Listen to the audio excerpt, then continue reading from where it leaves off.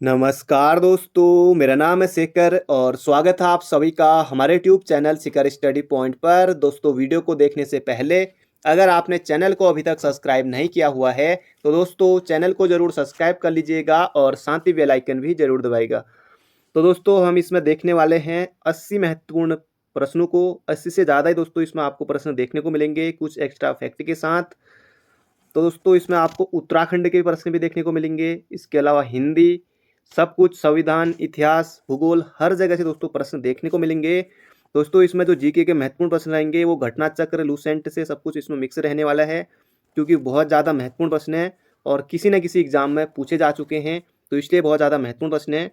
तो आप वीडियो को अंत तक जरूर देखेगा और इसकी PDF दोस्तों आपको हमारे टेलीग्राम चैनल पर मिल जाएगी। डिस्क्रिप्शन में लिंक है। जो अभ्यर्थी नए जुड़े हैं तो वहाँ पर दोस्तों आसानी से जुड़ सकते हैं लिंक पर क्लिक करके। तो पहला प्रश्न है यहाँ पर, निम्नलिखित में से या निम्न में से किसकी नियुक्ति राज्य का राज्यपाल नहीं करता है। दोस्तों, बड़े बड़े एग्जामों में प्रश्न आता है और आपको यहाँ पर 3-4 प्रश्न एक ही साथ मिलने वाले। मुख्यमंत्री, सदस्य राज्य लोक सेवा आयोग, उच्च न्यायालय के मुख्य न्यायाधीश और महाधिवक्ता जो एडवोकेट जनरल है। तो दोस्तों, इसका सही उत्तर हो जाएगा यहाँ पर हमारा उच्च न्यायालय के मुख्य न्यायाधीश, क्योंकि इनकी नियुक्ति दोस्तों की जाती है राष्ट्रपति के द्वारा। तो ये आपको बिल्कुल याद रखना है। मुख्यमंत्री की नियुक्ति दोस्तों राज्यपाल, सदस्य राज्य लोक सेवा आयोग जैसे हमारे उत्तराखंड का लोक सेवा आयोग है या और भी राज्यों का, तो ये हो जाएगा, ये इनकी भी करते हैं। और महाधिवक्ता, महाधिवक्ता दोस्तों ये अनुच्छेद 65 में, अनुच्छेद 165, महाधिवक्ता के बारे में अनुच्छेद 165 में बताया हुआ है। तो इसका सही उत्तर होगा हमारा ऑप्शन नंबर सी। अगला प्रश्न है यहाँ पर, राज्य विधान परिषद का प्रावधान भारतीय संविधान के किस अनुच्छेद में रखा गया है। तो बहुत ज़्यादा महत्वपूर्ण प्रश्न है। तो इसका सही उत्तर हो जाएगा दोस्तों अनुच्छेद 171 में। तो एग्जाम में बन सकता है, तो याद रखेगा अनुच्छेद 171 होगा इसका बिल्कुल सटीक उत्तर। अगला प्रश्न है यहाँ पर, निम्नलिखित में से किसे भंग नहीं किया जा सकता पर समाप्त किया जा सकता है। लोकसभा, विधानसभा, ये दोनों भंग हो सकती हैं। और राज्यसभा दोस्तों ये स्थायी सदन है, स्थायी सदन होने को विधान परिषद भी है। तो दोस्तों इसका सही उत्तर राज्यसभा नहीं होगा, क्योंकि राज्यसभा कभी भंग नहीं होती, जब से बनी है चली आ रही है। इसका सही उत्तर होगा यहाँ पर हमारा option number D, Vidhan Parishad. तो बहुत ज़्यादा महत्वपूर्ण प्रश्न है। 6 राज्यों में दोस्तों विधान परिषद लागू है अभी वर्तमान में, तो मतलब कि विधान परिषद है वहाँ, लागू है बोल दिया मैंने, तो हो जाएगा हमारा विधान परिषद। अगला यहाँ पर, केंद्र एवं राज्य के बीच वित्तीय विवादों के निपटारे हेतु मुख्य एजेंसी कौन सी है। वित्तीय विवादों के निपटारे हेतु सर्वोच्च न्यायालय, वित्त मंत्री, न्याय मंत्री या वित्त आयोग। तो इसका सही उत्तर हो जाएगा दोस्तों यहाँ पर हो जाएगा हमारा ऑप्शन नंबर ए, सर्वोच्च न्यायालय। तो सर्वोच्च न्यायालय हो जाएगा इसका बिल्कुल सही उत्तर। तो ये आपको बिल्कुल याद रखना है, वित्तीय विवादों के निपटारे हेतु केंद्र और राज्यों, ये अनुच्छेद 131 में ये बताया गया है। तो अगला प्रश्न है यहाँ पर हमारा, 1993 में राष्ट्रपति द्वारा मानव संरक्षण अध्यादेश जारी किया गया। दोस्तों, जो मानव संरक्षण जो अधिनियम है वो 1993 का है। यहाँ पर पूछा अध्यादेश, अब मतलब आपको समझना है कि जो राष्ट्रपति की अध्यादेश जारी करने की शक्ति है वो किस अनुच्छेद के अंतर्गत है। तो हो जाएगा दोस्तों हमारा ऑप्शन नंबर ए, अनुच्छेद 123 में है राष्ट्रपति की अध्यादेश जारी करने की शक्ति। तो ये आपको बिल्कुल याद रखना है। और ये कब किया गया था, तो 28 सितंबर 1993 को राष्ट्रपति का अध्यादेश जारी किया गया था मानव अधिकार संरक्षण को लेकर। तो अगला प्रश्न है यहाँ पर हमारा, मध्य हिमालय की जनजातियों के सामाजिक आर्थिक विश्लेषण के लेखक है। यहाँ पर आधा होना चाहिए था, विश्लेषण के लेखक है। बहुत ज़्यादा महत्वपूर्ण प्रश्न है। तो दोस्तों, खड़क सिंह वाल्दिया की नहीं है, MC भट्ट की भी नहीं है, इसका उत्तर यहाँ पर DK नौटियाल। तो याद रखेगा, महत्वपूर्ण है, एग्जाम में बन सकता है DK नौटियाल। अगला प्रश्न यहाँ पर, कस्तूरी मृग का वैज्ञानिक नाम है। तो बिल्कुल आसान है, कस्तूरी मृग का वैज्ञानिक नाम हो जाएगा दोस्तों ऑप्शन नंबर सी, मास्कस काइसोगास्टर। तो ये आपको बिल्कुल याद रखना है, कस्तूरी मृग का वैज्ञानिक नाम, बिल्कुल आसान है। अगला प्रश्न है यहाँ पर हमारा, जनपद देहरादून में स्थित इस स्थल से राजकुमारी ईश्वरा का शिलालेख मिला है कहाँ से। अब रवाई क्षेत्र कर नहीं सकते, हरकीदून क्षेत्र उत्तरकाशी में, रवाई क्षेत्र टिहरी में, दोस्तों ये होगा नहीं। ये होगा हमारा option number B, Jaunsar Bhabar क्षेत्र। तो ऑप्शन नंबर बी हो जाएगा राजकुमार ईश्वरा का शिलालेख। बाकी लाखा मंडल में शिव मंदिर का भी निर्माण कराया था राजकुमार ईश्वरा ने। तो हो जाएगा हमारा ऑप्शन नंबर बी। अगला प्रश्न यहाँ पर, भारतीय संदर्भ में प्रथम ऐतिहासिक माने जाने वाले कल्हड़ की रचना राजतरंगी। अगर दोस्तों आप पुराने पेपर उठा के देखेंगे तो कई बार राजतरंगिणी किसकी है, गीत गोविंद के लेखक कौन थे, जयदेव, कई बार दोस्तों ये बना है, कल्हड़ की राजतरंगिणी है। मैं ललितादित्य के अभियानों की कड़ी में उत्तराखंड का उल्लेख इस नाम से प्राप्त होता है किस राज्य से, सिरमौर, सिरमौर हिमाचल में, गणराज्य या स्त्री देश। ये हो जाएगा दोस्तों हमारा ऑप्शन नंबर सी, स्त्री देश। तो ये आपको बिल्कुल याद रखना है। अगला यहाँ पर उत्तराखंड में 14 नर्तकों का सुंदर शैल चित्र कहाँ से प्राप्त हुआ है, कालसी, चमोली या अल्मोड़ा। तो ये हो जाएगा दोस्तों अल्मोड़ा, जो कसार देवी है, कसार देवी दोस्तों यहाँ से ये प्राप्त हुए हैं। तो ये हो जाएगा हमारा ऑप्शन नंबर बी। तो ये आपको बिल्कुल याद रखना है। अगला प्रश्न है यहाँ पर, चंपावत जिले के देवीधुरा नामक स्थान पर अवस्थित ओखलियों का विवरण किसने किया, कार्नाक, आल्चरिक, हेनुट या इनमें से कोई नहीं। तो हो जाएगा दोस्तों हेनुट। तो 1856 में दोस्तों ये किया था। और उत्तराखंड जो पुरातत्व का जनक है दोस्तों वो हेनुट को ही कहा जाता है। उत्तराखंड पुरातत्व का जनक हेनुट को ही कहा जाता है। तो महत्वपूर्ण प्रश्न है। अगला प्रश्न है यहाँ पर, किस ग्रंथ में अजय पाल को महात्मा कहा गया है, अजय पाल को आदिनाथ कहा गया है, महात्मा कहा गया है, मानोदय काव्य, गोरखवाणी, सभासार या फिर सांवरी ग्रंथ। तो मानोदय काव्य भरत कवि, सभासार ग्रंथ सुदर्शन शाह। तो इसका उत्तर है दोस्तों यहाँ पर सांवरी ग्रंथ में। सांवरी ग्रंथ दोस्तों जो है ये तो है तांत्रिक विद्या से संबंधित है और है किसकी, तो सूरवीर सिंह की। तो ये भी आपको बिल्कुल याद रखना है। तो इसमें कहा गया है अजय पाल को आदिनाथ, महात्मा। अगला प्रश्न यहाँ पर, अजय पाल द्वारा कौन सी मापतौल पद्धति प्रचलित की गई, धूली पाथा, मुट्ठी, किलो या नाली। तो ये हो जाएगा दोस्तों धूली पाथा, और एक जो पाथा होता था 2 kg का होता था। तो ये हो जाएगा हमारा धूली पाथा, धर्म पाथा, ऑप्शन नंबर ए। अगला प्रश्न यहाँ पर, 52 गढ़ों में पहला गढ़ कौन सा है, देवलगढ़, मुनियारगढ़, पिथौरागढ़, नागपुरगढ़। अब पिथौरागढ़ दोस्तों कर नहीं सकते, ये हो जाएगा हमारा नागपुरगढ़। तो नागपुरगढ़ दोस्तों ये आपको बिल्कुल याद रखना है, जौनपुर परगने के अंतर्गत था उस समय का। ये हो जाएगा 52 गढ़ थे गढ़वाल में। तो ये हो जाएगा हमारा ऑप्शन नंबर ए। फिर एकीकरण किया अजय पाल के द्वारा। अगला प्रश्न यहाँ पर, किस राजा की मृत्यु अलकनंदा में डूबने से हुई। तो अलकनंदा में दोस्तों डूबने से किस पवार शासक की हुई, कीर्ति शाह, नरेंद्र शाह, श्याम शाह या भवानी शाह। तो इसका उत्तर जाएगा दोस्तों श्याम शाह। तो श्याम शाह की अलकनंदा में डूबने से मृत्यु हुई थी कब, 1631 में। तो ये आपको बिल्कुल याद रखना है। और किस पवार शासक की अब दोस्तों यहाँ पर जैसे अलकनंदा में डूबने से हुई, और किस पवार शासक की मृत्यु सड़क दुर्घटना में हुई, तो नरेंद्र शाह की होगी थी।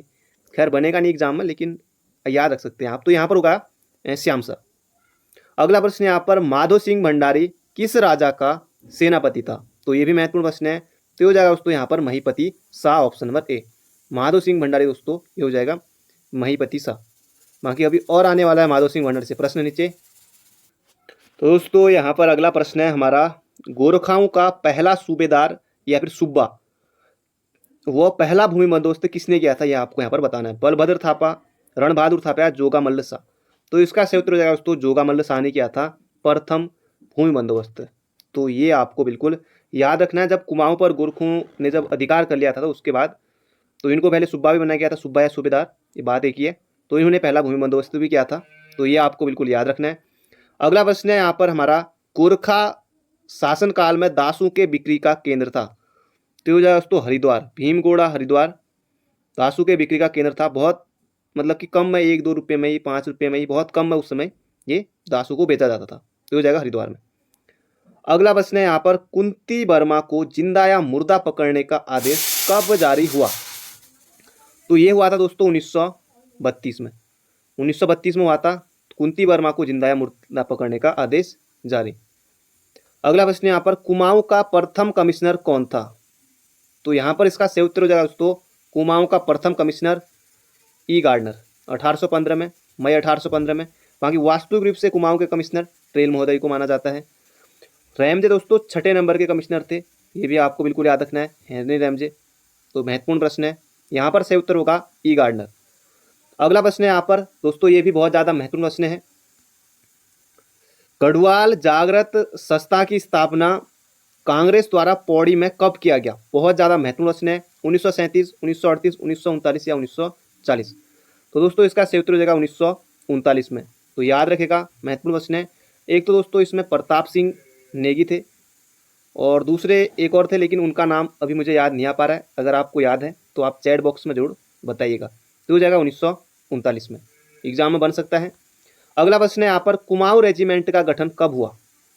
तो कुमाऊं रेजिमेंट का दोस्तों 1947 ऑप्शन में होगा नहीं, 46 ये होगा नहीं, ये होगा हमारा 27 अक्टूबर 1945 को। फिर मुख्यालय कहाँ लाया गया? रानीखेत में लाया गया, मई 1948 में। तो मई 1948 में रानीखेत में लाया गया। अगला प्रश्न है यहाँ पर वह यूरोपीय यात्री जो जहांगीर के शासनकाल में हरिद्वार आया। अब दोस्तों यहाँ पर जिम कार्बेट दिया हुआ है, ये होगा इसका सही उत्तर दोस्तों टॉम कार्बेट। तो ये आपको बिल्कुल याद रखना है, जहांगीर के शासनकाल में हरिद्वार आया था टॉम कार्बेट। और ह्वेनसांग दोस्तों 634 ईस्वी में ये हरिद्वार आए थे ह्वेनसांग, तो ये भी आपको याद रखना है। तो इनसे संबंधित प्रश्न बन चुका है ह्वेनसांग से।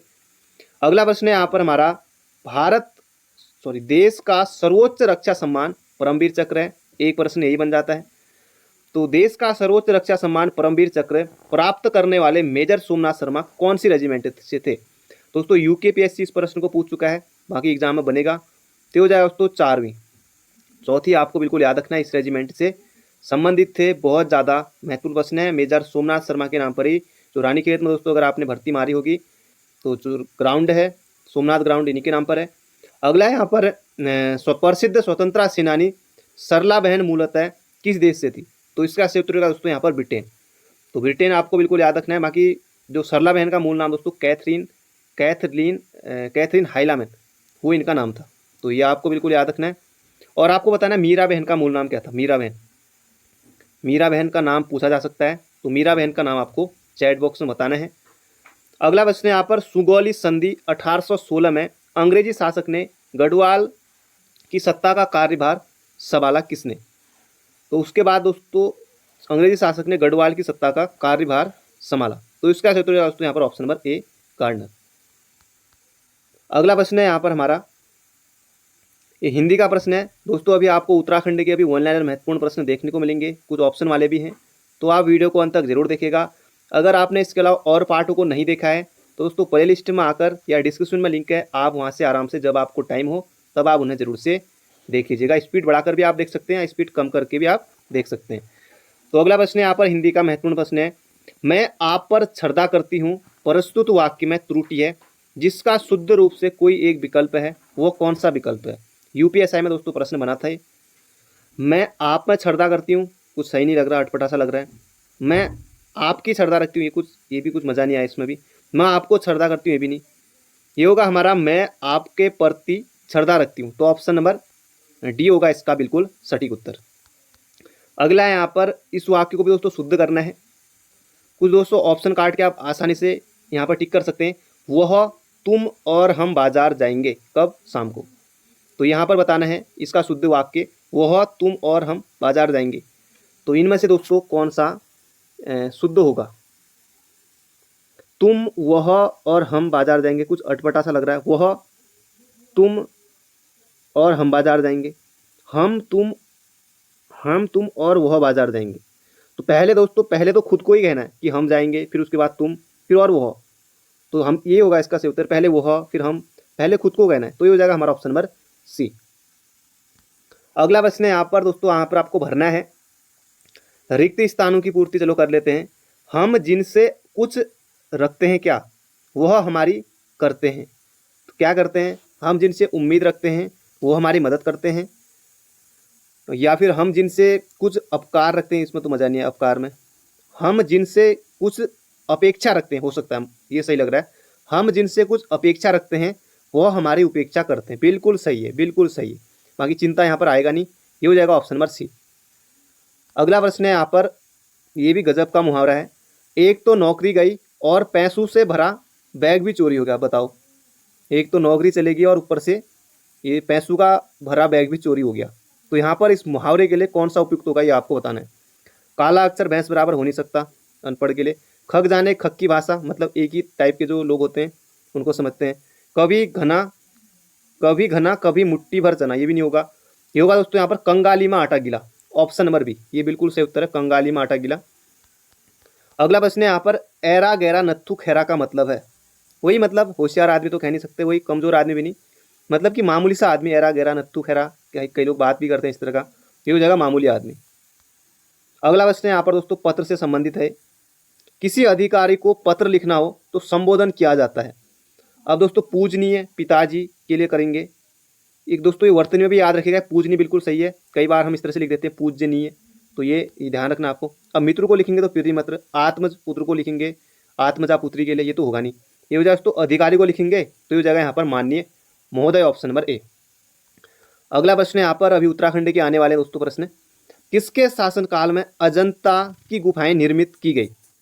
तो ये आपको यहाँ पर बताना है, कुषाण, मौर्य, चालुक्य, गुप्त, तो हो जाएगा दोस्तों यहाँ पर गुप्त, ऑप्शन नंबर ए। अगला प्रश्न उसी संबंधित है, अजंता चित्रकारी विषय वस्तु निम्न में से किससे संबंधित है? तो हो जाएगा दोस्तों बौद्ध धर्म से।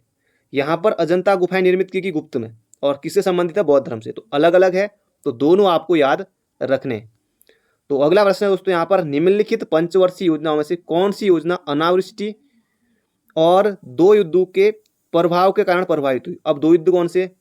एक तो दोस्तों जो भारत पाक वाला, फिर उसके बाद भारत चीन वाला, तो ये वाला दोस्तों तीसरी पंचवर्षीय योजना के समय 1962 और 65, तो ये हो जाएगा हमारा ऑप्शन नंबर बी।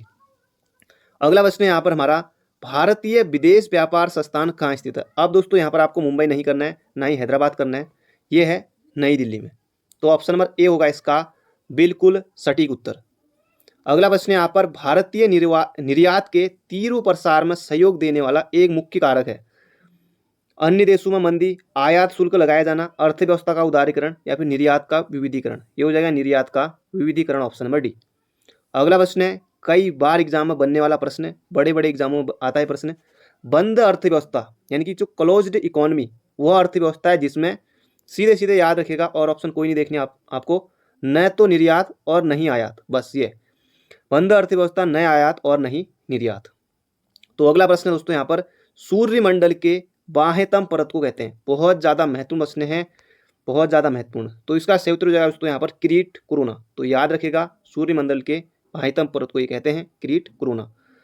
अगला प्रश्न यहाँ पर, स्थल मंडल का विस्तार कितनी किलोमीटर की गहराई तक है? तो दोस्तों 80 नहीं होगा, ये होगा 100 किलोमीटर, तो ऑप्शन नंबर बी होगा इसका बिल्कुल सटीक उत्तर। अगला प्रश्न यहाँ पर, निम्न में से किसको व्हाइट ऑफ द अर्थ कहा जाता है? व्हाइट ऑफ द अर्थ दोस्तों क्रस्ट को नहीं कहा जाता, ना ही कोर को, ये होगा यहाँ पर मेंटल को, तो ऑप्शन नंबर बी। अगला प्रश्न है यहाँ पर, निम्नलिखित युगों में से कौन सा युग में पहाड़ी दर्रों के संदर्भ में पहाड़ी दर्रों के संदर्भ में सही है? तो ये यहाँ पर आपको बताना है, सही है दोस्तों लिपुलेख उत्तराखंड बिल्कुल सही है, पिथौरागढ़ में है। नाथुला दोस्तों सिक्किम होगा। बोमडिला ये होगा यहाँ पर अरुणाचल। रोहतांग होगा, तो रोहतांग होगा हिमाचल, हाँ रोहतांग हिमाचल होगा। बोमडिला अरुणाचल, नाथुला सिक्किम और रोहतांग हिमाचल, तो यहाँ पर होगा ये ऑप्शन नंबर बी बिल्कुल सही है। अगला प्रश्न है यहाँ पर, राष्ट्रीय पर्यावरण शोध संस्थान यानी कि जो नीरी का मुख्यालय कहाँ है ये आपको बताना है। तो नीरी का मुख्यालय दोस्तों नागपुर में, तो ऑप्शन नंबर बी होगा इसका बिल्कुल सही उत्तर। बहुत ज़्यादा महत्वपूर्ण प्रश्न है। अगला यहाँ पर, भारत में वृक्षारोपण उत्सव जिसे वन महोत्सव के नाम से जाना जाता है, के जन्मदाता कौन है? तो इसका सही उत्तर हो जाएगा दोस्तों यहाँ पर हमारा के.एम. मुंशी। के.एम. मुंशी। और वन महोत्सव कब से कब तक मनाया जाता है? तो जुलाई में मनाया जाता है, ये आपको चैट बॉक्स में बताना है। वन महोत्सव और 1950 में के.एम. मुंशी के द्वारा ये किया गया था, तो हो जाएगा के.एम. मुंशी। बहुत ज़्यादा महत्वपूर्ण प्रश्न है, एग्जाम में कई बार आता है। अगला प्रश्न यहाँ पर, भारत का प्रथम तितली उद्यान कहाँ स्थापित है? काजीरंगा राष्ट्रीय उद्यान जोरहाट असम में दोस्तों, कई बार यही बनता है कि काजीरंगा कहाँ पर है, ये असम में है। राष्ट्रीय पशु उद्यान है कोलकाता में, ये भी ऑप्शन नहीं है। ये दोस्तों बन्नरघट्टा जैविक उद्यान बेंगलुरु कर्नाटक में, तो इसका सही उत्तर है ऑप्शन नंबर ए। अगला प्रश्न है यहाँ पर, 1921 में कुली बेगार के समय कमिश्नर कौन था? अब रैमजे दोस्तों कर नहीं सकते, ट्रेल बहुत पहले के हैं। फिनले दोस्तों ये बात के हैं फिर, तो ये जगह यहाँ पर डाइबिल, तो ऑप्शन नंबर सी। बहुत ज़्यादा महत्वपूर्ण प्रश्न है, बन सकता है एग्जाम में। दोस्तों वीडियो को अंत तक जरूर देखिएगा, और अभी तक आपने वीडियो को लाइक नहीं किया तो एक लाइक जरूर से कर दीजिए। तो अगला प्रश्न है यहाँ पर हमारा, साइमन कमीशन किस वर्ष भारत आया? बहुत ज़्यादा महत्वपूर्ण प्रश्न है, कई बार एग्जाम में बना है। ये हो जाएगा 1928 में, 3 फरवरी 1928 को दोस्तों साइमन कमीशन मुंबई में पहुंचा था। अगला प्रश्न है दोस्तों, ये भी बहुत ज़्यादा महत्वपूर्ण प्रश्न है, किसके सुझावों पर भारतीयों को साइमन कमीशन से बाहर रखा गया? अब दोस्तों सर जॉन साइमन नहीं करना है, इसका सही उत्तर है दोस्तों यहाँ पर लॉर्ड इरविन। तो लॉर्ड इरविन दोस्तों बिल्कुल सही उत्तर है। गांधी इरविन समझौता 1931 में हुआ था, 5 मार्च 1931। यहाँ पर सही उत्तर है दोस्तों लॉर्ड इरविन। ये बहुत ज़्यादा महत्वपूर्ण प्रश्न है, यहाँ पर गलती होने के चांस बनते हैं एग्जाम में, क्योंकि जॉन साइमन भी कई अभ्यर्थी करेंगे, पर आपको नहीं करना है। ये हो जाएगा लॉर्ड इरविन। अगला प्रश्न है बहुत ज़्यादा महत्वपूर्ण प्रश्न, अखिल भारतीय हरिजन संघ की स्थापना किसने की? अब यहाँ पर दोस्तों भीमराव अंबेडकर, आपको कतई उत्तर टिक नहीं करना है। ये हो जाएगा दोस्तों महात्मा गांधी ने। तो हरिजन संघ की दोस्तों स्थापना कब हुई थी? हरिजन सेवक संघ की स्थापना हुई थी 1932 में। फिर इसके बाद दोस्तों जो हरिजन पत्रिका है वो कब निकली थी? 1932, एक साल बाद 1933 में। तो दोनों आपको याद रखने हैं। ये हो जाएगा महात्मा गांधी। अगला यहाँ पर नेताजी सुभाष चंद्र बोस का जन्म किस नगर में हुआ था? अब दोस्तों ये किस लिए महत्वपूर्ण है? दोस्तों इस बार जो नेताजी सुभाष चंद्र बोस का दोस्तों जन्मदिन है, कब होता है दोस्तों? ये होता है 23 जनवरी को। और 23 जनवरी को दोस्तों इस बार से मतलब 2021 से पराक्रम दिवस के रूप में मनाने की घोषणा भी हुई है। तो इस वजह से दोस्तों ये प्रश्न महत्वपूर्ण बन जाता है। पहली बात, सुभाष चंद्र बोस का जन्म कब हुआ था? तो 23 जनवरी 1897 को। तो ये याद रखिएगा, एग्जाम में बन सकता है, इसलिए महत्वपूर्ण है। तो इनका जन्म हुआ था दोस्तों कटक में, कटक उड़ीसा में। बाकी जो कटक में वो स्टेडियम भी है, तो जगह उड़ीसा में। अगला यहाँ पर भारतीय व्यापार ईस्ट इंडिया कंपनी का एकाधिकार कब समाप्त किया गया? तो बहुत ज़्यादा महत्वपूर्ण प्रश्न है। ये हो जाएगा 1813 के चार्टर एक्ट के द्वारा। तो याद रखिएगा, एग्जाम में बन सकता है। अगला प्रश्न दोस्तों यहाँ पर आपको सुमेलित करके बताना है, नहीं मतलब कि कौन सा नहीं है इनमें से। गदर पार्टी, लाला लाजपत राय। अब दोस्तों यही गलत निकल गया यहाँ पर, क्योंकि गदर पार्टी दोस्तों ये 1913 में सैन फ्रांसिस्को में सोहन सिंह भाकना और लाला हरदयाल, तो ये थे इसमें। तो हो जाएगा हमारा ऑप्शन नंबर ए बिल्कुल सही है। बाकी फ्रंटियर गांधी, खान अब्दुल गफ्फार खान, कई बार एग्जाम में बनता है। Indian national army, Subhash Chandra Bose, ये भी महत्वपूर्ण है। भारत के प्रथम राष्ट्रपति सभी को पता है, डॉक्टर राजेंद्र प्रसाद, ये भी सही है। ये हो जाएगा दोस्तों यहाँ पर लाला लाजपत राय। अगला प्रश्न है दोस्तों, ये प्रश्न भी आपको बिल्कुल याद रखना है। 2 बार दोस्तों उत्तराखंड लोक सेवा आयोग पीसीएस परीक्षा में इस प्रश्न को पूछ चुका है। तो वीडियो में कहीं एग्जाम में रिपीट हो सकता है, किसी भी एग्जाम में। ए पैसेज टू इंडिया पुस्तक के लेखक है, बहुत ज़्यादा महत्वपूर्ण प्रश्न है। मीनू मसानी नहीं है। ये हो जाएगा यहाँ पर EM फोस्टर। खाली फोस्टर भी याद आपने रख लिया ना, एग्जाम में आएगा तो 100% है कि आप बिल्कुल सही टिक करेंगे। तो EM फोस्टर याद रखेगा, फोस्टर खाली। A passage to India. अगला प्रश्न है दोस्तों, यहाँ पर कुछ वन लाइनर आगे हैं, बाकी ये थानों से लेकर प्रश्न रहता है कि ये कब बना, वो कब बना। तो देख लेते हैं। नैनीताल जेल की स्थापना कब हुई? तो 1902-3 में हुई थी नैनीताल जेल। अगला यहाँ पर दोस्तों, नैनीताल थाने की स्थापना कब हुई? तो 1843 में हुई, महत्वपूर्ण है। बाकी दोस्तों PDF आपको मिल जाएगा टेलीग्राम चैनल पर, डिस्क्रिप्शन में लिंक है। अगला, अल्मोड़ा थाने की स्थापना कब हुई? तो 1837 में। अब आपको बताना है अल्मोड़ा जेल की स्थापना कब हुई थी, कमेंट बॉक्स में। अल्मोड़ा जेल की स्थापना कब हुई थी? एग्जाम में दोस्तों निश्चित रूप से प्रश्न बनेगा और पूछा भी जाता है। तो अल्मोड़ा थाना दोस्तों 1837 बिल्कुल सही है। अगला यहाँ पर रानीखेत थाना, तो 1869-70 में दोस्तों रानीखेत में थाना बना था। अगला प्रश्न है यहाँ पर, किस वर्ष अंग्रेजों ने श्रीनगर गढ़वाल में एक स्कूल शुरू किया था? तो दोस्तों ये किया था 1840 में। तो 1840 में बहुत ज़्यादा महत्वपूर्ण प्रश्न है, एग्जाम में बनेगा। अगला प्रश्न है यहाँ पर, नैनीताल को लोकप्रिय पर्यटक नगरी के रूप में बनाने के लिए किस कमिश्नर ने प्रयत्न किए? तो दोस्तों ये किया था बैटन ने, क्योंकि बैटन के समय दोस्तों कुमाऊं कमिश्नर का मुख्यालय अल्मोड़ा से नैनीताल स्थानांतरित किया गया था। तो ये हमारा सही उत्तर बैटन। अगला यहाँ पर, सिरमौर के डाकुओं का दमन का श्रेय जाता है? तो हो जाएगा दोस्तों महिपति शाह को, याद रखेगा महिपति शाह। अगला प्रश्न है यहाँ पर हमारा, किस नदी के तट पर युद्ध करते हुए महिपति शाह के सेनापति माधो सिंह भंडारी वीर गति को प्राप्त हुए थे? ये हो जाएगा दोस्तों सतलज नदी। तो ऑप्शन नंबर कोई नहीं, ये हो जाएगा सतलज नदी। अगला प्रश्न है बहुत ज़्यादा महत्वपूर्ण है, डोरी पैमाइश भू व्यवस्था किसने लागू की? तो एग्जाम में बन सकता है दोस्तों। बाकी वहाँ पर ऑप्शन होंगे नरेंद्र शाह, पृथ्वीवती शाह, कीर्ति शाह, सुदर्शन शाह, कोई भी ऑप्शन होंगे। तो डोरी पैमाइश भू व्यवस्था नरेंद्र शाह आपको बिल्कुल याद रखना है, महत्वपूर्ण घटना इनके समय की। बाकी जैसे इनके समय कुछ कलंकपूर्ण घटनाएं, जैसे तिलाड़ी कांड 30 में 1930। बाकी जो श्रीदेव सुमन की भी उसमें भूख हड़ताल से भी उनकी भी मृत्यु हो गई थी। इनके समय की कुछ कलंकपूर्ण घटनाएं भी हैं। महाराजा नरेंद्र शाह संग्रहालय कहाँ है? तो ये दोस्तों नरेंद्र नगर टिहरी में। नरेंद्र नगर की स्थापना भी दोस्तों इन्होंने की थी। नरेंद्र नगर में दोस्तों सबसे ज़्यादा वर्षा होती है। 1921 में दोस्तों मतलब की स्थापना करना शुरू किया था। और फिर जो राजधानी बननी पूरी तरह से जो तैयार होगी थी वो 1925 तक। ये हो जाएगा यहाँ पर नरेंद्र नगर, टिहरी में है महाराजा नरेंद्र शाह संग्रहालय। अगला है अलविदा कुमाऊं, कुमाऊं से गोरखों की वापसी, एक पुस्तक है, किसकी है? तो ये हो जाएगा दोस्तों प्रो एल वर्मा। तो याद रखेगा, एग्जाम में निश्चित रूप से प्रश्न बनेगा। अगला है दोस्तों गणनाथ डांडा का युद्ध कब हुआ? तो ये हुआ था दोस्तों 23 अप्रैल 1815 को। बाकी अप्रैल 1815 जरूर याद रखिए। यह युद्ध हस्तिदल चौतरिया वो कर्नल निकोलस के बीच हुआ, जिसमें हस्तिदल की पराजय हुई। तो हस्तिदल हार गया, तो हस्तिदल चौतरिया और कर्नल निकोलस, तो ये बीच भी याद रखेगा किनके बीच। अगला प्रश्न यहाँ पर दूनागिरी मंदिर। अब दोस्तों दूनागिरी मंदिर कहाँ है? तो द्वाराहाट में, द्वाराहाट अल्मोड़ा। और दूनागिरी ग्लेशियर चमोली में है, दूनागिरी पर्वत चमोली में है। दूनागिरी मंदिर का निर्माण दोस्तों कत्यूरी शासक सुकाल देव ने कराया था। एग्जाम में बनेगा, बाकी और कत्यूरी शासक के नाम होंगे वहाँ पर, कुछ चंदू के नाम भी हो सकते हैं। तो हो जाएगा यहाँ पर कत्यूरी शासक सुकाल देव।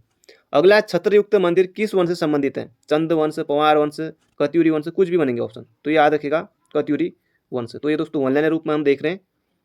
अगला है यहाँ पर कौन सा त्योहार भेड़ बकरियों से संबंधित है? कौन सा त्योहार भेड़ बकरियों से? हो जाएगा तो नुड़ाई, नुड़ाई त्योहार भेड़ बकरियों से संबंधित है। कहाँ होता है? तो जौनसार बाबर में। अगला अंडे कांडे डांस का संबंध है किससे? तो दोस्तों जौनसारी जनजाति से है। बाकी परीक्षावाणी में भी आपको आसानी से मिल जाएगा। अब दोस्तों ज़्यादा प्रश्न नहीं बचे हैं, कुछ ही प्रश्न बचे हैं, और अभी तक आपने वीडियो को लाइक नहीं किया तो एक लाइक जरूर से कर दीजिए।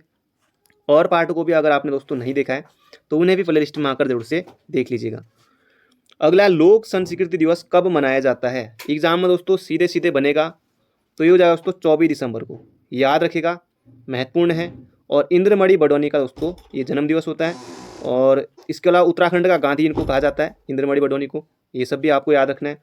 अगला मलारी गांव प्रागैतिहासिक पुरास्थल की खुदाई कब और किसके द्वारा की गई? दोस्तों गढ़वाल विश्वविद्यालय श्रीनगर के द्वारा 2002 में की गई थी। अगला यहाँ पर किस स्तर से नीले रंग के शैल चित्र मिले हैं? दोस्तों ये मिले हुडली, हुडली का उत्तरकाशी में। तो दोस्तों इसमें हमने देखा 80 से ज़्यादा महत्वपूर्ण प्रश्नों को। तो अगर आपने इसके अलावा और पार्टों को नहीं देखा है तो उन्हें भी प्ले लिस्ट में आकर जरूर से देख लीजिएगा। तो मिलते हैं बहुत जल्दी एक नई वीडियो में। चैनल पर नए हो तो चैनल को सब्सक्राइब जरूर कर लीजिएगा। तो thank you friend, thank you so much.